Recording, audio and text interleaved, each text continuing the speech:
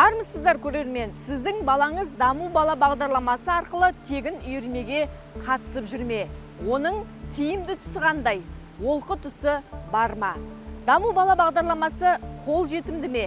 Сіз не дейсіз? Платная основа бар жүрміз. Алда даму бала ашылған кезде міндетті түрде қайттыр келеміз даму балаға. Балам даму балада домбыра несінен. Өзіңіз тіркелдіңіз бе? Өзіміз тіркелдік. Қиындық болған жоқ па тіркелу? Жоқ, қиындық жоқ. Телефоннан қазір бәрі доступны ғой. Телефон арқылы сайтқа кіресіз. Ана сол өздерінің айтуы бойынша баса бересіз ғой. Сол бойынша шығасыз. Жақсы бағдарлама. Мен қыздарым да содан бітірді. Тегін жоқ, тегін үйірме жоқ қой қазір. Ақылымен барып жүр. Қазақстанда спорттық және шығармашылық үйірмелерге баратын балаларға мүмкіндіктер қарастырылған. 4 пен 18 жас аралығындағы оқушылар үйірмелерге тегін қатыса алады. Ол үшін ата-ана электронды цифрлық қолтаңба арқылы баласын таңдаған үйірмесіне жазады. Бір бала тек бір үйірмеге ғана бара алады. Секцияға қабылдау үшін ваучер беріледі. Берілген ваучер туралы ақпарат электрондық форматтағы хабарлама арқылы баланың ата-анасына жіберіледі. Әсем Камашева көп балалы ана. Осыған дейін балаларын ақылы үйірмеге берген. Бүгінде даму бала сайты арқылы тіркеліп, олар тегін қатысып жүр. Біздер осыдан 3 жыл бұрын осы үйірмеге келіп, қатынасып, бастапқы кезде ақылы түрде келіп жүрдік. Одан кейін даму бала платформасын әлеуметтік желілерден естіп, Инстаграм желісі арқылы тіркеліп, содан кейін тегін түрде қазір қызым қатынасып жүр. Қызыма өте ұнайды. Би үйірмесі қыз баланың физикалық тұрғыда дамуына өте ықпалын әсерін тигізеді. Сондықтан осы үйірмені таңдап келіп жүрмін. Өзім көп балалы ана ретінде бұл платформа бізге өте ыңғайлы, қолайлы десем болады. Себебі балаларымның алдыңғы қатары спорт саласында қатынасы, одан кейінгі қызым шахмат. Осы қыз осы AD Dance студиясына қатынасып жүр қазіргі таңда, жоғарғы топта тәрбиеленеді. Жалпы бірінші даму бала платформасына өзім үйден тіркеліп, содан кейін кезекке қоямыз, баланы қойдым. Содан кейін кезде әлеуметтік желі бар, және де өзіміздің ұстаздарымыз хабарлады, осындай күні ашылады деп. Сол уақытты минуттарына дейін санап күтіп, очеретімізді кезекпен алып үлгердік. Солай орнымызды алдық. Біз сияқты көп балалы ата-ана болсын, былай ата-ана болсын, көп мүмкіншілік, көп көмек. Себебі қазіргі кезде біздер бір үйірмеге қатыстыру үшін бір баланың ақысы кем дегенде 15 мың теңгені құрайды. Сол сияқты бұл бізге үнемділік деп те айта аламын. Сол үшін рахметімді айтамын.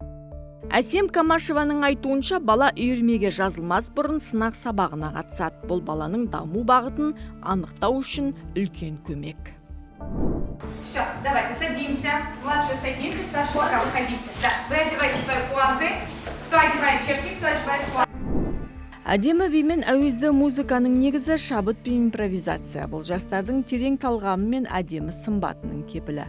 Арай Досмұхамбетова кәсіби хореограф, Атыраудағы балет би студиясының басшысы. Ол бекзат өнердің қыр-сырын бүлдіршіндерге үйретуде. Үйірменің жұмыс істегеніне бірнеше жыл болған. Бүгінде даму бала порталы ашылғаннан бері балетке жазылушылар қатары артты, дейді би маманы. Бір жылдың ішінде бізге 200-ге жуықтай оқушыларымыз бар. Ол енді беріліп тұрған бізге бір үлкен мүмкіншілік. Себебі енді бір жылдың ішінде осындай баланың санын жинау негізінде мүмкін емес. Себебі енді кейбіреулер ақылы келгісі келмейді деген сияқты. Кейбір ата-аналардың жағдайы жоқ деген сияқты. Бірақ ол енді үкіметтен беріліп тұрған осындай мүмкіншілікті біз қолданып, сұраныс бойынша біз енді сұраныс болған жерде ұсыныс та бар. Сол үшін даму балаға өйстіп өзіміздің беріліп қарап, даму балаға осыны алып, енді даму баламен жұмыс жасап жатырмыз. Балет үйірмесінде ең алдымен жас жеткіншектердің салауатты өмір салты мен мәдени ортасын қалыптастыруға басымдылық беріледі. Талапты оқушылар жарыстарда бақ сынап, жүлделі орындарға ие болып жүр. Өзінің бір критериялары болады. Сабақ беретін мұғалім міндетті түрде оның дипломы болу керек. Даладан келіп сабақ беруге болмайды. Сол үшін бұл жерде өте қатаң қаралады. Мұғалімдердің профессионал болуы қаралады. Ең бастысы сол мұғалімдердің профессионалды болуы, және де енді өткізіп жатырған біздің орнымыз жақсы болу керек, бүткіл заман талабына сай болу керек, бүткіл енді жабдықтармен орналасу керек болады, ішінде жиһаздары болу керек. Соның бәрін қатаң қадағаланады. Одан басқа ол деген санитарлық жағында да қарайды, бала деген дұрыс жерде жүр ма, санитарлық нормасы сақталып жатыр ма, сақталып жатырған жоқ па, соның бәрі негізі қаралып тұрады. Осында критериялар бар. Ең бастысы салауатты ұрпақтар билеу, саналы ұрпақтар билеу. Сол мақсатында енді біз жұмыс жасап жатырмыз. Енді ол біздің ең бірінші мақсатымыз біздің Қазақстанымызда осындай талантты балдардың көп болуы. Және соның ішінде балет өнерімен айналысатын балдардың көп болуы. Келісім шартқа отыру үшін ата-ана қызмет көрсетушіге мына құжаттарды ұсынады. Өтініш: баланың фотосуреті, баланың туу туралы куәлігінің көшірмесі, 027 формалы анықтамасы, баланың заңды өкілінің жеке басын куәландыратын құжаттың көшірмесі, баланы спорттық секцияға немесе шығармашылық үйірмеге қабылдау келісім шартқа отырғаннан кейін жүзеге асады. Мемлекет қолдауынан ерекше білім беру қажеттіліктері бар немесе мүмкіндігі шектеулі балалар да қалыс қалмаған спорт секциясына немесе шығармашылық үйірмеге қабылдау қызмет көрсетушінің қалау бойынша анықталады. Жас жауынгер спорт мектебінің қызметін бастағанына 2 жыл. Осы уақыттан бері мүмкіндігі шектеулі балалардың қоғамға араласуына, орта табуына, қимылындағы кінараты бар балалардың қозғалысқа ұмтылуына жағдай жасап келеді. Спорттық секция қажетті құрал жабдықтармен толық қамтылған. Кеттік, бір қол жоғарда, бір қол төменде, кеттік. 1, 2, 3, 4, 1, 2, 3, 4. Садық Байымбетовтің арнайы әдістемесінің арқасында Қазақстан халқы қорының қолдауымен осындай Қазақстан бойынша 8 өңірде ашылған. Қазіргі таңда біздің Атырау қаласында 20-22 жылы қаңтар айында ашылды. Үйірмеге 30-40 баладай келеді. Бұл жаттығу не алып келеді? Бұл жаттығу, мысалы, сіздер деген лечение аласыздар, ем аласыздар ғой. Ем алғанда, мысалы, деген ЛФК аласыздар да. ЛФК аласыздар, ол деген айына 1 рет аласыздар. Одан кейін 2 ай, 3 ай жатып қаласыздар. А бұл күнде ай 12 рет, айына 12 рет, әр ай сайын жылына 12 рет болып тұрады. Бұл жерде ЛФК, кинезотерапия, орта, баланы деген алға қарай өмірге бейімдеу, ортаға бейімдеу, аутист бала болса деген манағы группа дейді ғой, группаға бейімдеу, ДЦП болса манаға деген намыстанып, алға қарай намыстан жігерленетін жаттығулардың түрлері бұл деген. Әрбір ер баланы алсақ, мысалы, қолғап кигенде, бокстың қолғабын кигенде, ол өмірге деген манаға деген телевизорден көреді, телевизордың ар жағынан көреді, мындай спортшыларды көреді, осы бокс тасып жатқан. Сонда ол өзінің бокс қолғабын кигенде, бұл әдістеме Садық Байымбетовтің осының алға қойған несі, осы бокс қолғабын кигенде өзіне жігер алсын, рух алсын деп, сондай ол өзін кемсітпеген, кем санамасыншы деп, сондай осы қолғаппен жұмыс жасатқызып жатыр. Қазір балдарды көріп жатсыздар ғой, жігерленіп, ұрып, соғып, орысша айтқанда стараться етіп жатады ғой, сол сияқты алға қарай бағытталып жатыр.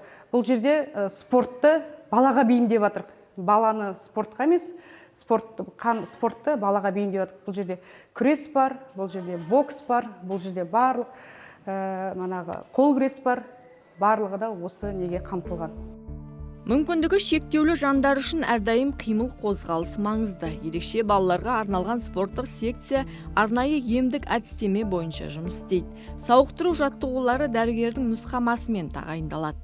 Күн сайынғы қимыл дағдылары мүмкіндігі шектеулі балалардың күш-қуат жинап, тез аяққа тұрып кетуіне үлкен көмек. Сондықтан ата-аналар да осындай үйірмеден қалыс қалмауға тырысады. Нәтиже де жоқ емес. Жас жауынгер үйірмесіне келіп жүрміз. Біздер оны балам бокс деп айтады, бокс үйірмесі деп соған ынталанып, өзін жігерлендіріп келеді. Келіп жатқанымызға 1-2 жылдай болды, жақсы жетістіктерге көріп жатырық. Балам деген жаңа өзінің спортсмен ретінде сезінеді, жаңа келгісі келіп тұрады, күтіп отырады, қашан барамыз деп. Және де өзінің жаңа физически жаңа талпынысы, қозғалысы көбейді. Еще мына балдармен несі бар, қарым-қатынастары бар, балдармен кездеседі, тіл байлықтары көбейеді деген сияқты. Сол жағынан балама жақсы жетістіктер көріп жатыр. Жауынгер проектісін ұйымдастырған қазақ демеушісі Қазақстан халқы қорына және Садық Байымбетовке үлкен мырзаға үлкен алғысымыз шексіз. Бұл проект жалғасын таба берсін. Біздің балдарымызға деген ортаға бейімдеу, спортқа деген құлшынысын күшейтеді. Алдағы уақытта тек қана жалғасын табап деп сенеміз. Спорт орталығының ашылғанына аз уақыт болса да, мүгедек жандардың жеткен жетістіктері көп.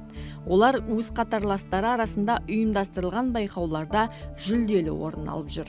Қазіргі таңда спорттық секцияға 40-тан астам бала қатысады. Олардың қауіпсіздігі үшін жайлы орта қамтамасыз етілген. Атырау облысы мәдениет тілдерді дамыту және архив ісі басқармасы даму бала бағдарламасын 2021 жылдан бастап жүзеге асырып келеді. Содан бері бағдарламаға қатысушылар саны 2,5 есеге өскен. Бүгінде даму бала арқылы 17 000 бала үйірмеге қатысуда. 362 үйірмені 68 кәсіпкер 32 бағыт бойынша жүзеге асырады. Әр балаға 21 000-нан бастап 22 500 теңге аралығында қаражат бөлінеді.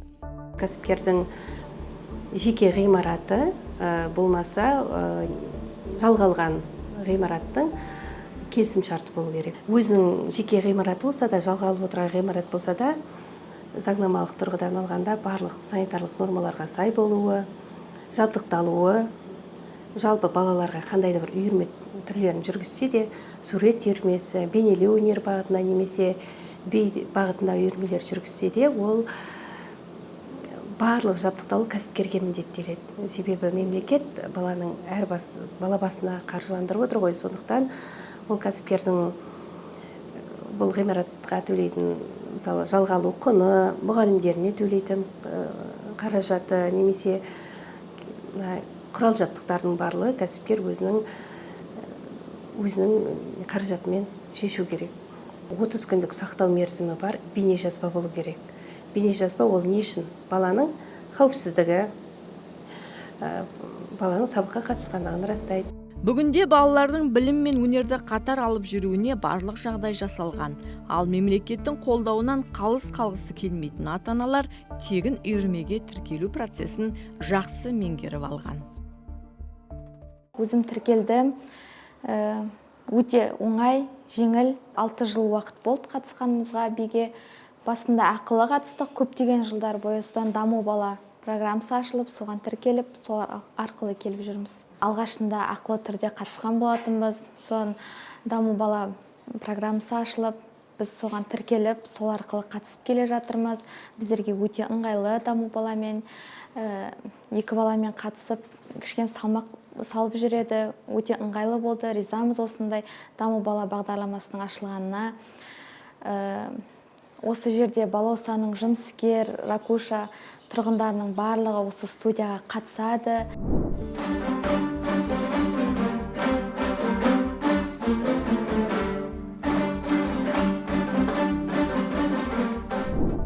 Мөлдірбей студиясы 15 жылдан бері жастарды шығармашылыққа баулып келеді. Осы орайда даму бала бағдарламасы өнер орталықтарының тынысын кеңейтіп, шығармашыл балалардың көбеюіне ықпал еткенін айта кеткен жөн. Мемлекеттің беріп отырған даму бала программасы арқылы қазір ата-аналарға өте тиімді, балалардың тегін әкелуіне байланысты өте бала көп қамтылуда. Бұрын мысалы бір үйден 3-4 бала келетін болса, соны 1-2 баласын әкелетін болса ата-аналар қазіргі уақытта 3-4 баласында беруге мүмкіндік бар. Сонымен бізге өте тиімді. Қазіргі уақытта, жаздың уақытында бұрындары ақылы негізінде балалар аз болып қалса, қазір тегін келу арқылы балалар сол уақытында келіп отыр. Балалар қазіргі уақытта барлығы түгел домбыраға, суретке, биге қатысып отыр. Даму бала оқушылардың бос уақытын тиімді пайдалануға, балалардың өз қызығушылығын табуына, салауатты өмір салтын қалыптастыруға ықпал еткен тиімді бағдарламалардың бірі. Интернет желісі арқылы бана Мөлдірбей студиясын естідім, бірақ банадай ақылы болғасын басында бере алмадым. Енді содан кейін барып, бана даму бала шықты ғой. Сосын соны естіп, бана келіп сөйлесіп, Еговтан өзім бана не алып, жолдама алып, осы неге келдім Мөлдірбей студиясына. Басында енді өзім көп балалы анамын, 3 балам да банадай жарыстарға қатысады. Сол жағынан маған көмек болды, үлкен көмек болды. 2 балам да бана даму баламен қатысып жатыр. Бей студиясы мемлекеттік бағдарлама ұсынған барлық мүмкіндікті пайдаланып отыр. Талаптары да жоқ емес, қағидасына да берік. Сол ата-аналарға біздер өзіміз хабарлаймыз, арнайы чаттарымыз бар. Осындай сайт арқылы тіркеліңіздер деп хабарлаймыз. Сол арқылы тіркеледі. Көп ата-аналардың өзі сырттай тіркеледі. Біздер оны білмейміз. Бізге жаңағыдай біз осылай тіркелдік, бізді қабылдаңызшы деп бізге хабарласады. Біздер де оны сайттан көріп отырғасын хабарласып, балаларды тіркеп отырмыз. Сұраныс қазір 2021-2022-де кішкене аз болса, 2023-2024-де тіпті көп. Қазір күннен бала көбейген сайын, бұл арқылы таралу арқылы, есту арқылы, тегін үйірме бар болуын арқылы күннен көбеюде. Тіркеле алмай жатырмыз, сізге қабылдап бересіз бе деген ұсыныстар болды. Біздер яғни тіркеп бере алмайтынымызды айттық, және де өзіміз жаңағыдай мүмкіндіктерін айттық, қалай тіркелуге болатынын, қандай жолдар арқылы әр ата-ана өз тіркелуге керектігін түсіндіріп айттық. Табатын адам жаңа өз жолын табады, тауып ата-аналар тіркеліп жатыр. Ал қала тұрғыны Еркебұлан Бәдел балаларын тегін үйірмеге жаза алмай отыр. IT саласының маманы сайттың жұмысына мін тағады. Өйткені ашықтық жоқ дейді ол. Бағдарлама ашылғаннан бері оған ынталы болғанымен қол жеткізе алмаған.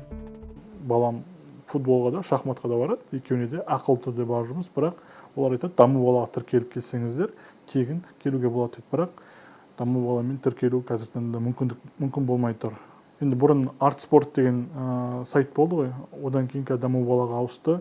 Енді бұл жерде бір шикіліктері әлде бар деп ойлаймын. Себебі егерде мысалы бөлінген бюджеттің арасындағы қаражатты игеру мақсатында ол тек қана бір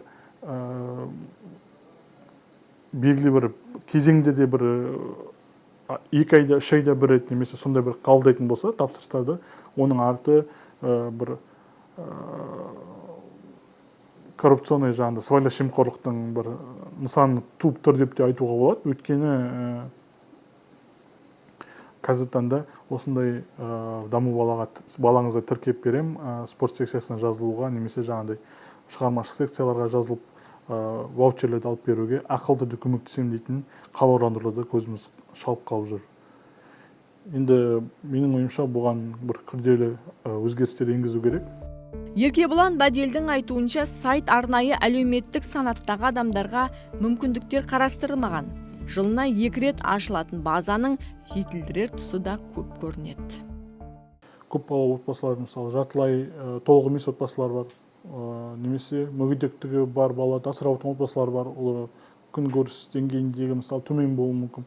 Сондай бір отбасыларға жеңілдік болу керек деп өзім есептеймін. Осы даму бала аясында болсын, басқа да осы балалардың қосымша секциялармен қамтамасыз ету барысында бірінші соларға жеңілдіктер берілу керек.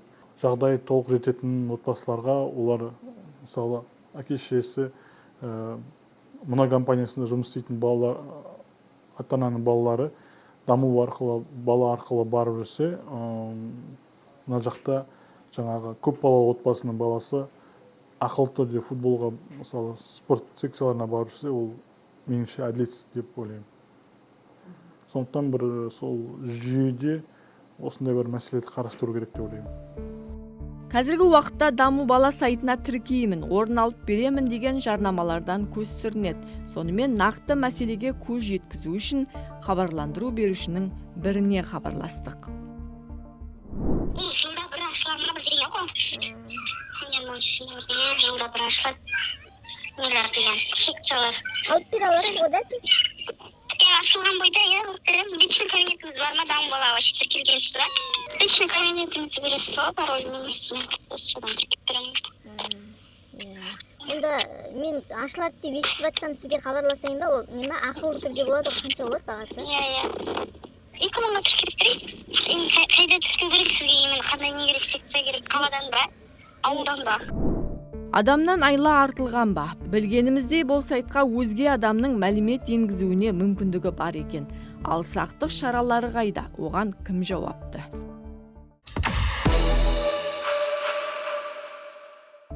Рами спорт үйірмесі Атырау қаласына қарасты Қызылбалық ауылдық округінде орналасқан. Бұл үйірмеге Құрманғазы, Амангелді, Дамба ауылдарынан 300 бала қатысады. Оның 156-сы даму бала бағдарламасына іліккен, ал өзгесі тегін оқиды. Аладопқа құмартқан ауыл балаларын 2 жылдан бері баулып келетін Дәурен Қайралиев ғимарат мәселесіндегі қиындықтарға қынжылады. Осы жылыдан бастап осы поляда жаттығып келеміз. Негізінде бізде келісімшарт бойынша мектептеміз. Мектептің спорт залындамыз, тренировкада өте кішкентай, қиын, қыстың уақытында өте қиын балалар спорт залға кішкентай балаларға жаттығуға. Мысалы, біздер пландағандай 20 баланы кіргізе алмаймыз, ол поляға аз. Мысалы, біздер 20 бала болса, біздер 15-ке, 13-ке, 12-ке қысқартуымыз керек болады.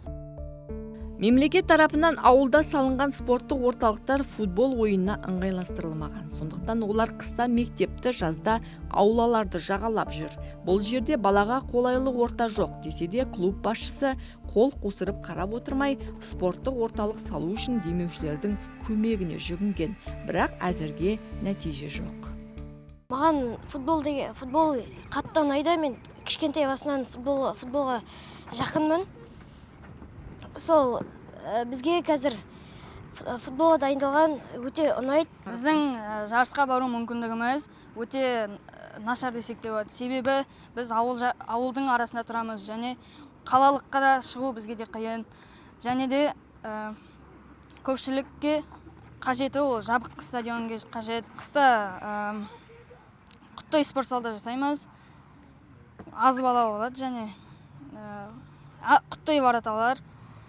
Және жаза барлық жақсы, бірақ күн ыстық кезінде жасамаймыз, таңертең немесе кешке жасаймыз. Бізге кішкентай емес, бізге мектеп емес, жеке бізге өзімізге зал салып беруін сұраймыз. Өзіміз үлкен залмен дайындалғымыз келеді. Атырау облысы бойынша 1145 спорттық секция бар. Оның басым бөлігі қалада орналасқан. Бұл ретте бағдарлама аясында ең бірінші ауыл балаларының әлеуетін көтеруге басты басымдылық берілуі маңызды. Өйткені көп жағдайда ауылда тұратын балалар мемлекет берген мүмкіндіктен шет қалып жатады. Норматив құқықтық бойынша бәріне бірдей, талап бәріне. Бірақ ауылдық жерден қатысушылардың белсенді емесі көп. Келіп сұраушылар көп, бірақ құжат жүзінде келгенде дайын болмай қалып қояды көп. Жаңағыдай интернет нашар ма, үлгермей қалады тіркеліп көбіне. Біз ашылған кезде жан-жақтан барлығы тіркеледі, сол кезде ауылдық жерлер кішкене қалып қояды кенжеден ма. Тіркеліп үлгермей қалады. Интернет нашар болды дейді, сол кезде жарық өшіп қалды деген әңгіме айтады, жаңа тіркелмей қалды. Бірақ кейінірек ашылғанда да 2 айдан кейін ашылады, 3 айдан кейін, 6 айдан кейін ашылғанда, сол кезде толтырып алып жүрді олар қайттан баласын. Бірақ бірден қиындық тудырады ауылдық жерлердің көбіне. Осы ғимараттардың талапқа сәйкес болмауы көп ғимараттар. Мүмкіндік бәріне бірдей ауылдық жер. Біз ауылдық жерге беру жөнінде осы бердік. Бірақ енді одан кейін де басқа да қарама-қайшы заңдар бар ғой енді. Пока мүмкіндік беріп отқан жоқ ауылдық жер. Барлығына бірдей тең мүмкіндік беріп отыр. Кәсіпкерлердің мораторий жарияланды. Біз оларға тексеруге ешкімнің несі болмады, құқығы болмады. Біз тапсырыс беруші болғасын біздің өзіміз мониторинг жүргіздік. Мониторинг жүрген кезде кейбірлік кәсіпкерлерде болды. Енді талапқа сәйкес келмейтін кездері болады ғой, санитарлық норма деген сияқты. Оқу-жаттығу кезінде оның бәрінен ол жерде ұсыныс береміз. Ол 1 айдың ішінде қалпына келтіреді, ары қарай жұмысын жалғастыра береді. Бүгінде ауыл мен қаланың білім беру сапасындағы алшақтықты қысқарту өзекті мәселе. Білім ұлттың келешегін бағамдайтын құрал, сондықтан әр жобаның жан-жақты жоспарланғаны маңызды. Қазіргі ұрпақтың көзі ашық, көкірегі ояу болуы да тікелей соған байланысты. Кәсіпкерлер бізге жалпы ай сайын қағидаға сәйкес электронды есептерін жіберіп отырады. Электронды есеп дегеніміз ол баланың үйірме сабақтарына қатысқандығын растайтын құжат, табель дейді ғой, табельді жіберіп отырады. Ол кәсіпкер табельді толтырғаннан кейін ата-анаға жібереді. Ата-ана өзінің ЭЦП кілтімен баласын расында да мен балам осы сабақтарға қатысты деп қолын қояды. Содан кейін ол кәсіпкер ол құжатты бізге жіберіп отырады. Үйірме, тегін үйірме десе де кәсіпкерлер айтады, ата-ананың тарапынан қатты не болып жатады дейді. Уақытында қол қойып болмайды ЭЦБ кілтімен, немесе бізге мемлекет менің бағам үшін ақша төлеп жатыр деген сынды бір пікірлер, қарсы пікірлер болып жатады дейді. Ол кезде бізде неме айтады, біздер жиналыс жүргізіп тұрамыз ғой кәсіпкерлермен. Сондай ата-анамен өте қиын жағдайлар болып тұрады деп. Енді бұл ата-ананың да бір жауапкершілігі болу керек қой, уақытында баланы сабақтан қалдырмау керек. Қанша жерде мемлекет баласы үшін қаржыландырып отырған жағдайда да ол мұғалімге, ол оқу орнына деген құрмет болу керек. Біздер соны неме кәсіпкерлердің ата-анамен абай болуға, баланың өмір үшін, баланың мәдени дамуына сіздер жауапты екендігін біз қадағалап айтып отырамыз. Бала себепсіз 3 сабақты өткізіп алған жағдайда үйірмеден автоматты түрде шығарылады, және де автоматты түрде әрине ол архивке кетіп қалады жүйе арқылы.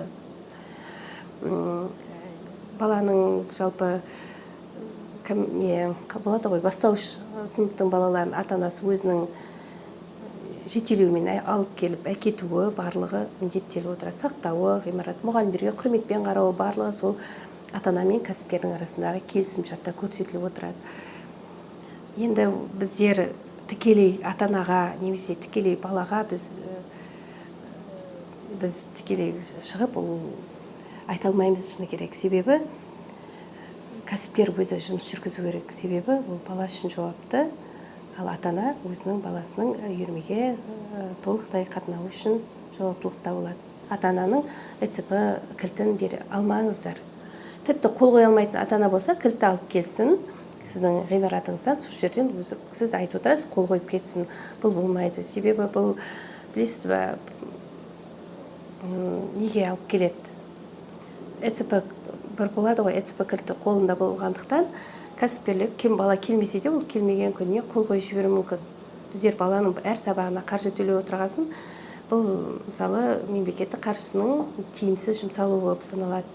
Біз соны негізге ала отырып, біздер қазіргі таңда кәсіпкерлермен біздердің өзімізде мына жария оферта дейтін болады, келісімшартқа отырамыз ғой, әрбір бізбен жұмыс істейтін жыл сайын. Сол кезде біз көрсетіп қойдық бір тармағын, әр сайынғы электронды есепті жіберген жағдайда кәсіпкер видео көшірмені әкелу керек, камераның немесе Face ID қосымшасын іске асыру міндеттеліп қойылды. Қазіргі таңда біз даму баламен тиісті жұмыстар жүргізудеміз. Face ID қосымшасы дегеніміз әр баланың үйірмеге келгенде верификация ғой, баланың бет-жүзі айқындалып, сол баланың сабаққа келген уақыты, күні табелге автоматты түрде соғылып отырады. Бұндай жағдайда ата-ананың ЭЦБ ключін сұрап, немесе алып алу, немесе ата-ананың көп күн бойы электронды табелге қол қоюын күтіп жүрмейді, барлығы автоматты түрде табелге соғылып отыратын болады. Жастардың спортқа деген қызығушылығын арттырып қана қоймай, жұмдық дағдыларды қалыптастыратын, баланың ортада өзін-өзі ұстауы мен жақсы қабілеттерін шыңдауға көмектесетін спорт түрі ол футбол. Атырауда футболға сұраныс жоғары. Мысалы, даму бала бағдарламасы арқылы жұмыс істейтін мына орталықта 154 бала жаттығып жүр. Қазір көп балаға осындай керемет залда мүмкіншілік пайда болды занимательстігі. Себебі бұл залда бізде ақылы, тоже ақшасы енді біреулерінде бар, біреулерінде жоқ деген сияқты.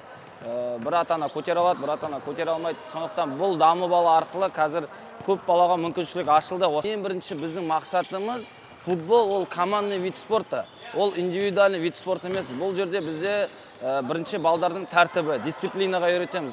Футбол тек қана келіп доп теуіп кету емес, бұл жерде тәртіп бар, жаңағыдай командамен жұмыс жасау дегенде бар. Шын айтайын, футбол ең жаңағыдай ауырлау несі да спорт, вид спорта. Неге? Себебі біз командный работа жұмыс жасаймыз да, командный жұмыс жасаған кезде кішкене қиындау. Себебі командада қазір біздер футзал ойнаймыз 5-5. Мысалы, бір бала жақсырақ, бір бала слабилау, бір бала кішкене одан да жақсырақ, бір бала одан да слабилау деген. Соның бәрін біріктіру керек болады да, бізге соның бәрін жаңа мозаика ұстап жинау керек болады бізге. Футбол тараптан енді біздер жарысқа да қатысып жатырмыз, жарыстарға барамыз. Ашылғанына 5 жыл болған спорт кешені жетістіктен кенде емес. Қазақстан аумағындағы жарыстардан жүлделі орындарды иеленіп жүр. Жастарды додаға салудың пайдасы көп дейді жаттықтырушы. Өйткені жеңісті сезіну кез келген жастың жүрегін жаниды. Сондықтан спортқа бейім балаға ата-ана тарапынан әрқашан қолдау керек. Ата-аналардың қол қоюы ішіне керек. Себебі енді бәрімізде қаражат деген сияқты, аренда деген сияқты, тренерлердің зарплатасы бар, администратор. Қазіргі мына заманда әлеуметтік желі деген сияқты, Инстаграм, мобилограф, деген сияқты барлығына қаражат беру үшін біздің кейбір ата-аналар болады, жаңағыдай қол ұстап қалады, табелге қол қоймай қалады, солардың кішкене кесірінен сондай бір минустар бар. Абылай бәрі жақсы. Қазіргі таңда наоборот, қазір көп мүмкіншілік балдарға. Көп мүмкіншілік. Біздің кезімізде мынандай мүмкіншіліктер болған жоқ. Қазір қараңыз, бізде қаншама спецсистема, қаншама жарық шамдар, бұл залдың өзі бізге идеальны да. Қаншама мүмкіншілік мынандай нәрсе. Просто тренировкаға келіп ойнашы болды. Біздің сұрайтынымыз тренировкаға кел, қатыс, бесплатный қазір тем более. Вообще жақсы да. Иә, жаттығуға келген баланы белгілеудің аясында мыңдаған қаражат жатыр. Сондықтан ата-аналар да мемлекет қаражатының дұрыс игерілуіне жауапты. Ал үйірме жетекшілері берілген мүмкіндіктен баланы қалыс қалдырмауы шарт. Тұжырымдағанда даму бала мемлекеттік бағдарламасы аясында ашылған тегін үйірмелер балалар мен жасөспірімдерге берілген үлкен мүмкіндік. Тек олардың талапқа сай болмағы ләзім. Талапқа сай келген үйірме ғана сіздің балаңызды дамыта алады. Тегін екен деп кәсіпкердің кемшілігіне көз жұма қарамаңыз. Балаңызға үйірменің қолайлы болуына сіз де жауаптысыз. Мемлекет берген мүмкіндікті пайдалануға сіздің де құқығыңыз бар. Қандай да бір мәселе сізді мазаласа, бізге хабарласыңыз. Мәселені бірігіп шешейік.